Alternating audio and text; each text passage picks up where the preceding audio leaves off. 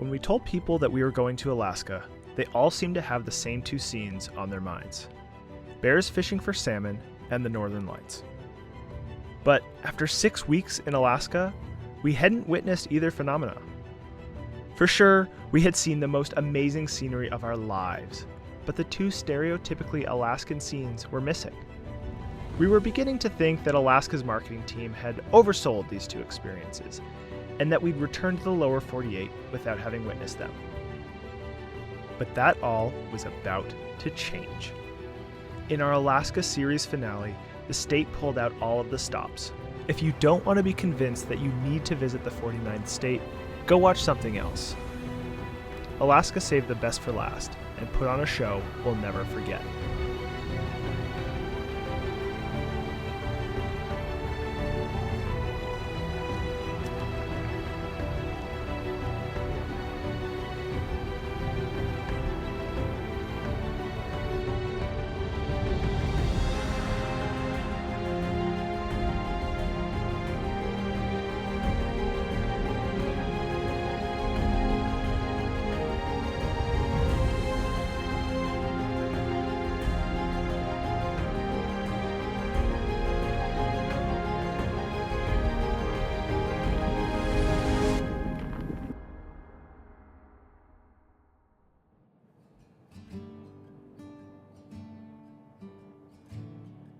We begin our story in Fairbanks, Alaska.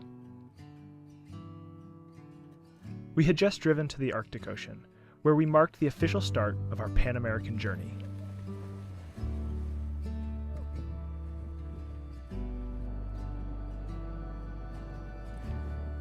The only direction to go was south. We had just a couple weeks left in Alaska before we needed to start the drive back to the lower 48 to prepare for the rest of our Pan Am trip, including building out a new truck. The clock was very much ticking, and the weather had started to shift. We were racing the oncoming winter, tracking our pace by the color of the trees. We drove down the Richardson Highway, a less used eastern highway that connects Fairbanks to the southern part of the state, eventually going to Valdez. We spent a night where the Richardson meets the Denali Highway. In this majestic spot, we found a bounty of fresh, wild blueberries. We picked handfuls of the tart fruits, knowing that soon they would be covered by snow.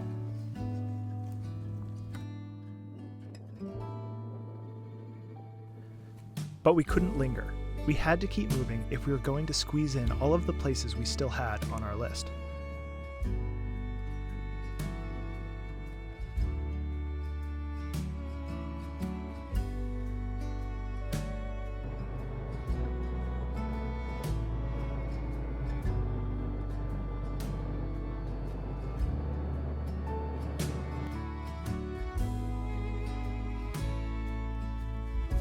The next place on our list was Chitina. We camped right near the bridge over the famed Copper River.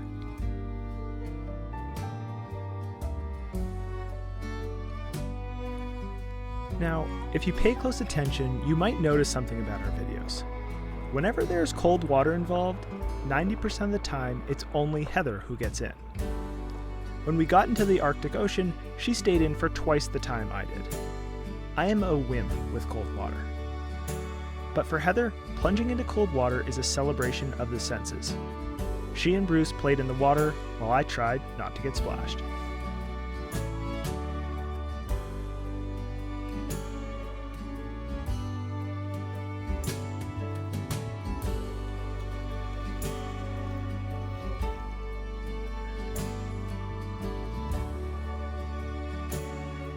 This stop was really meant to just be a place to sleep and get some work done.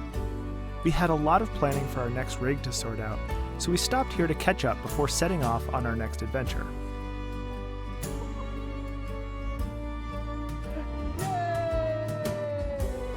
Doesn't it always seem that the places you didn't plan to be highlights end up being some of the more memorable on your trip?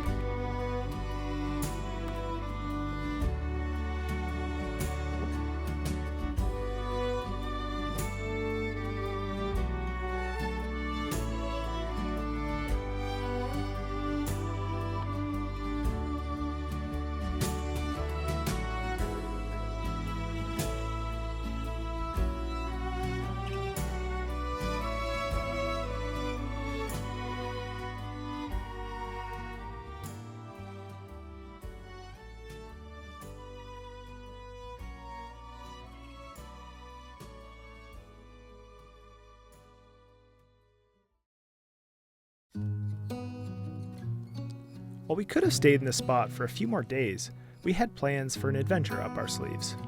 We continued down the road, which soon turned to dirt. Based on recommendations we found online and the road signage, we aired down to keep our dental work intact.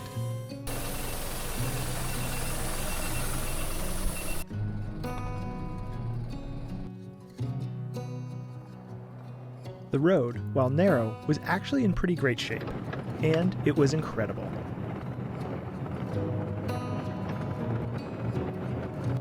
It was actually a former railroad, leading to the historic town of McCarthy, or almost to the town.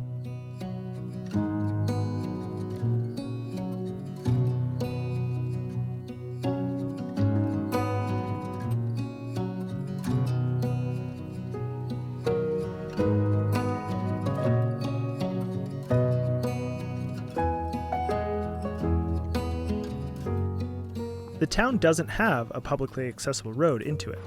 There's a private bridge for residents to use, but all visitors come the same way, over this footbridge.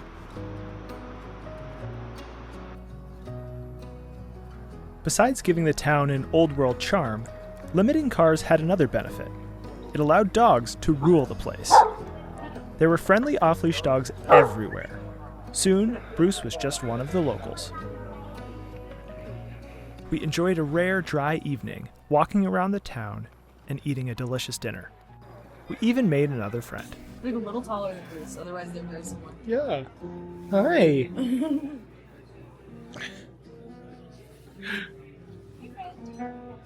What's your name? The next morning, we were up early, ready to explore past McCarthy. We boarded a shuttle that took us 5 miles down a beat-up dirt road. Our journey to Chitina, then McCarthy, and now Kennecott felt like those classic infomercials. Complete with the line, "But wait, there's more!" The Kennecott mine ghost town was once bustling with hundreds of miners extracting copper from the ground. Now it's one of the best preserved historical sites in Alaska. There are dozens of buildings in various states. Some have been restored, while others are close to collapse. This whole area is encompassed in Wrangell St. Elias National Park, which is the largest national park in the United States. One of our favorite things about this park is that it is dog-friendly. While Bruce couldn't go into the buildings, one of us waited with him outside while the other checked out the exhibits.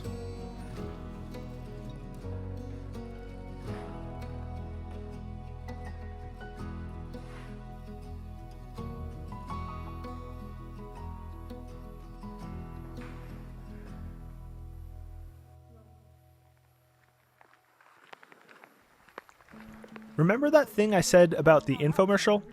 Well, if you subscribe to our channel today, I'll double your wow. Okay, you don't actually have to subscribe to see what's next, but there is still more to see. Hiking just a few miles past the Kennecott mine is a sight perhaps even more astonishing, the Root Glacier. It is massive. If this wasn't overly apparent in our videos, our method of traveling is to go as deep as we can in certain spots. We relish the opportunity to get to a place early, or to stay late. Spending the night is top prize, and worth whatever it takes so we get to spend quality time in that place. That's why we quit our jobs, sold most of our stuff, and moved into a vehicle, to allow us to spend more time in these magical spaces. We had planned a simple overnight trip. We'd camp out at the foot of the glacier and hike out onto it in the evening, once most of the crowds had gone.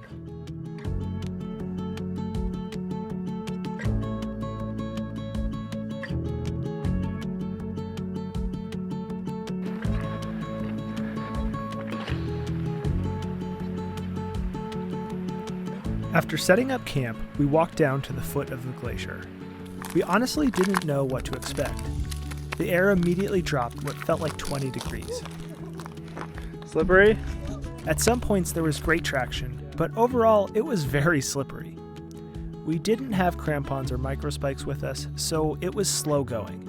If you come here, bring something to make your shoes grippy.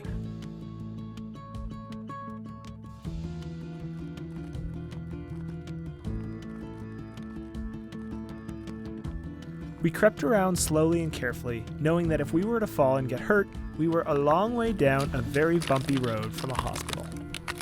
The sound of the ice under our feet, coupled with blue and white hues of the glacier, were meditative.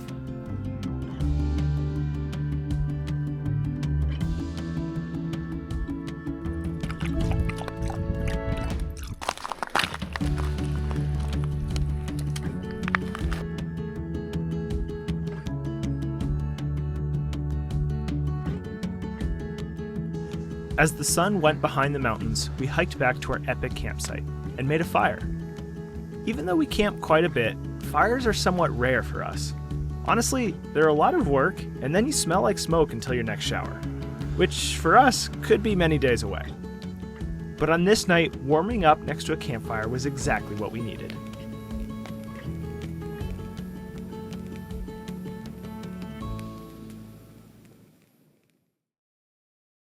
The next morning, we began the long process of retracing our steps. We packed up camp, walked back to Kennecott, got on a shuttle to McCarthy, walked across the bridge, and drove the 50 miles of dirt back to Chitina. Upon exiting Chitina, we realized that while we had seen so much, there was one thing on our list we hadn't yet witnessed.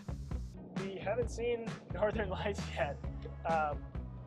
When we first got here, it was closer to the longest days of the year, so there was really no chance to see it because it was light all throughout the night.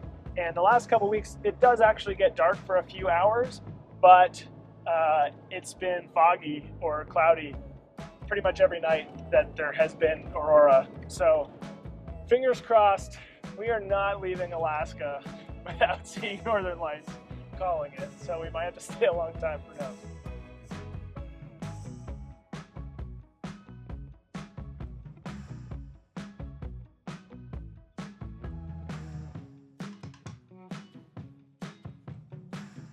With our new ultimatum in place, we got back on the Richardson Highway to check out yet another place we had not had time to see.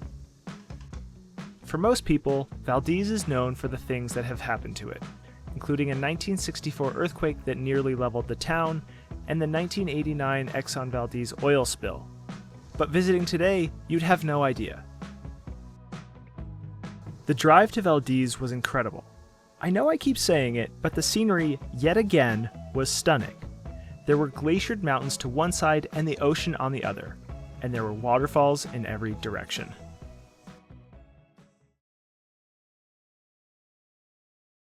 We camped along a river to get some work done, and then decided to head to the ocean.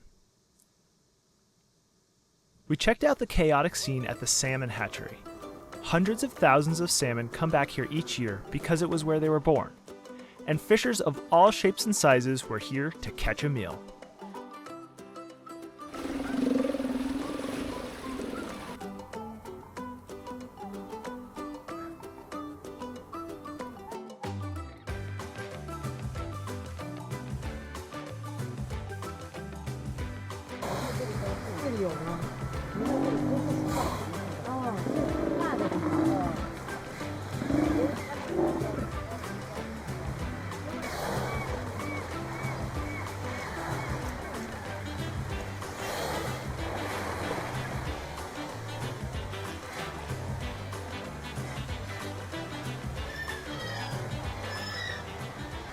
All species were surprisingly tolerant of each other, including this black bear.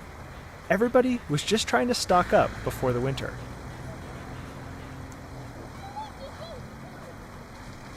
And speaking of stockpiles, our salmon supply in our freezer was still strong. But with our departure imminent, we decided yet again to wet a line. Yeah, that seems like... At this point of the year, the main salmon that was still around was the coho, known locally as the silver. Yeah. While not quite as fatty and pink as the sockeye, it's still a tasty fish. We talked to some locals and learned that the preferred method to catch these fish is to snag them.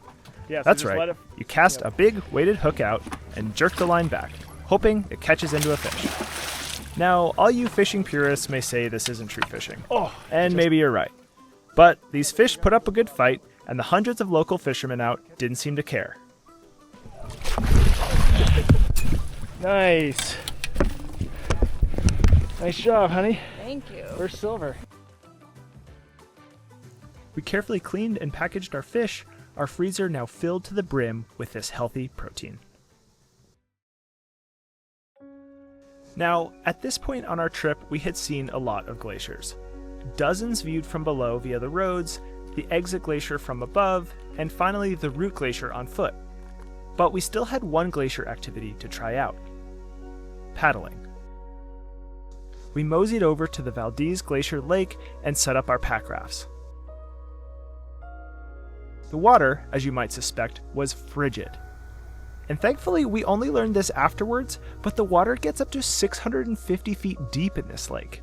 Again, Alaska outdid itself with the colors and textures in this spot.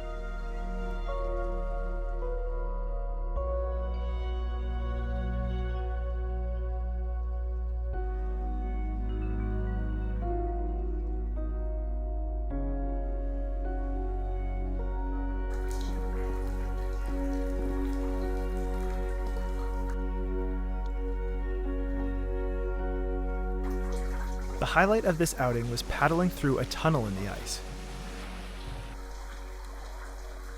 Getting to touch the inside of a centuries-old glacier was a chilling experience.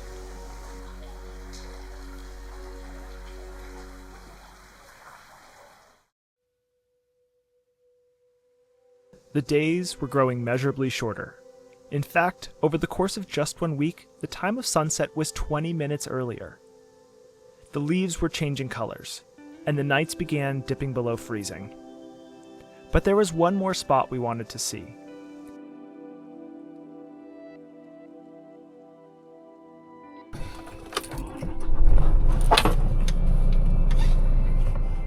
This spot required us to leave the US and cross into the Yukon Territory of Canada briefly before popping over the American border.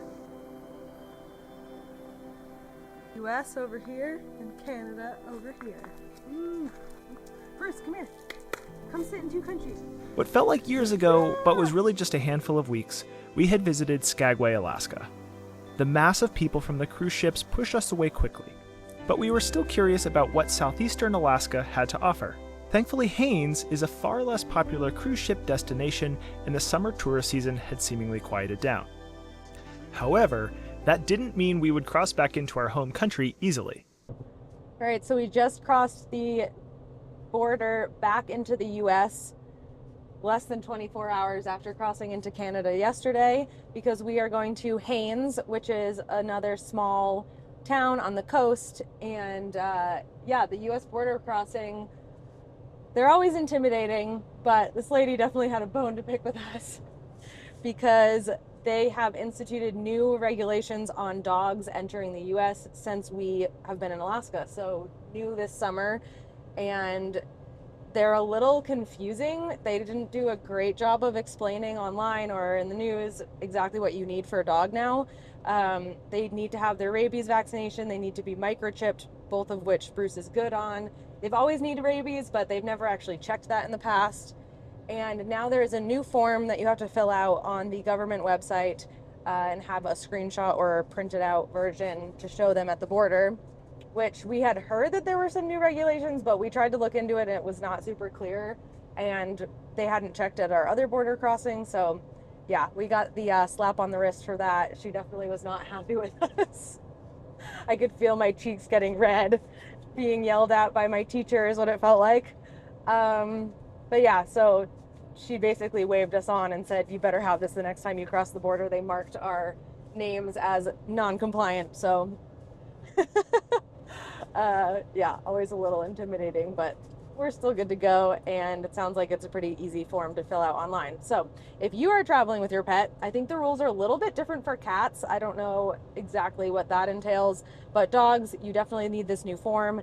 And I don't know how they would check that your dog is microchipped. They certainly don't have the little magic wand to wave over the chip to see if it's there. Seems like something they're just, I don't know, it's the honor system, I guess. But the form they do actually care about. So lesson learned, we will be good little US citizens next time we cross the border, tomorrow or the next day, because this is just a short trip.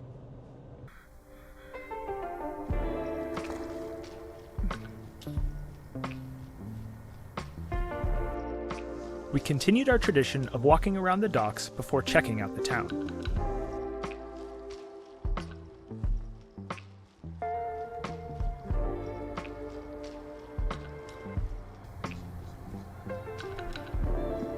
But we were not here for the town. We were here to check out the lake and the river that had a strong salmon and bear population. We drove up to Chilkoot Lake and paddled around. We had experienced 3 days of sun in a row, which, I kid you not, was a record for us this trip.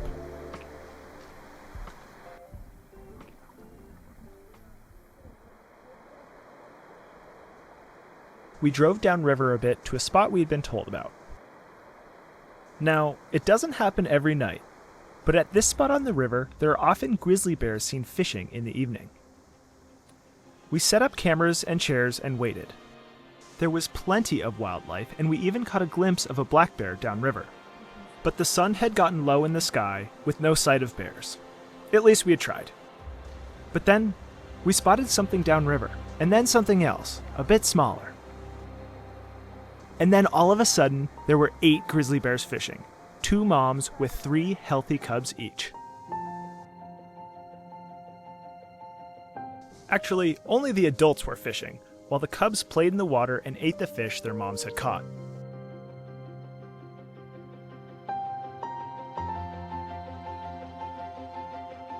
We were spellbound watching this. Bar none, this was the best wildlife encounter of our lives. But wait, there's more. Eventually, one of the adults crossed the river to try a new spot. Not wanting to be left out, her 3 cubs tried to follow her.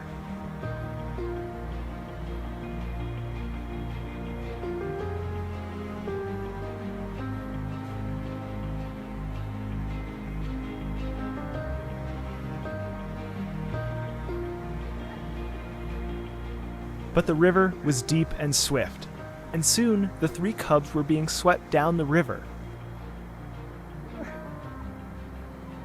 At first it was comical, but the cubs were clearly struggling to escape the current.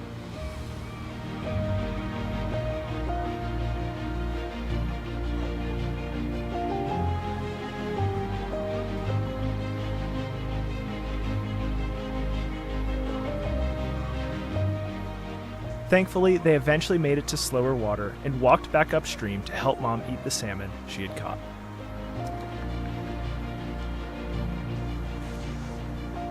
When people ask me about Alaska, this will be one of the stories I tell.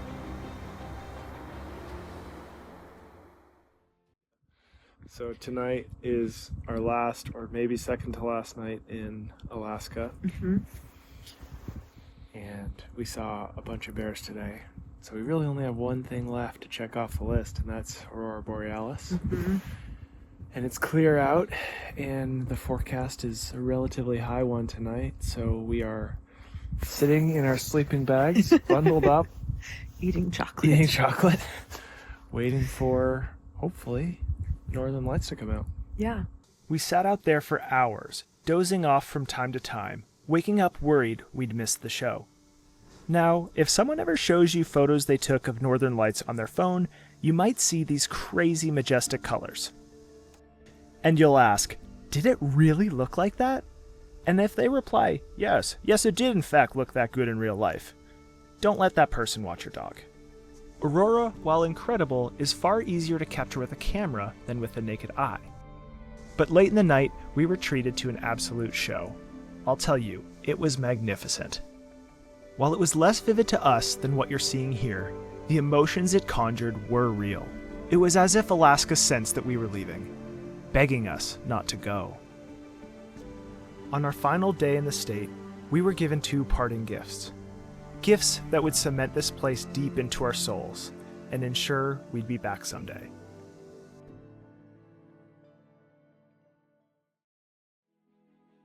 Alaska, we say, was the realization of a lifelong dream.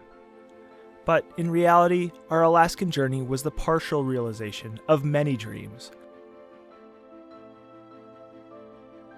from childhoods looking at National Geographic, to teenage years spent reading and then watching Into the Wild, and young adulthoods agonizing if we get to see the majestic glaciers before they were lost. But what happens when you finally experience one of your dreams? Does the aching lust simply go away? Vanish like an item crossed off of a to-do list? In other words, are you satisfied? With your bucket list item checked off, are you satiated, ready to move on with your life? A chapter of your story neatly written to be put on a shelf for eternity? My thinking is that when a dream becomes reality, you incorporate that dream into something even grander. Reframe the completion of your goal from a finish line into a mile marker on a greater path. For us, Alaska added fuel to our larger dream of driving the Pan American Highway. Doing the big one. In Alaska, we proved to ourselves that we could do it. And by the time you're viewing this video, we'll already be south of the border, in Mexico or beyond. If this is of interest to you, please consider subscribing to our channel, following us on Instagram, or joining our community on Patreon. We promise to keep the adventures coming.